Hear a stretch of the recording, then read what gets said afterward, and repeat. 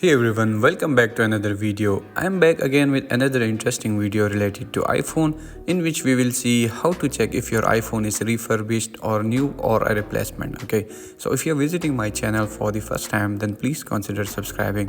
Now without further delays, let's get started. So first of all, you first have to go to settings. Basically it's very simple trick. You just have to go to general, and after that you have to go to about. Okay, and here in the model number you can find all the details about your iPhone, whether it's refurbished, it's new, or it's replacement. Okay, so here you can see I have got M at the start of my model number. Okay, so if it's showing M, then it means that this is brand new device and which is purchased directly from Apple. Okay, so for the refurbished devices you may see F at the start instead of M. So if you see N, then it means that it's a replacement device which is provided by Apple due to some service request. So you may also see P, which means personalized device with custom engraving. These were some of the common model numbers you may see on your iPhone.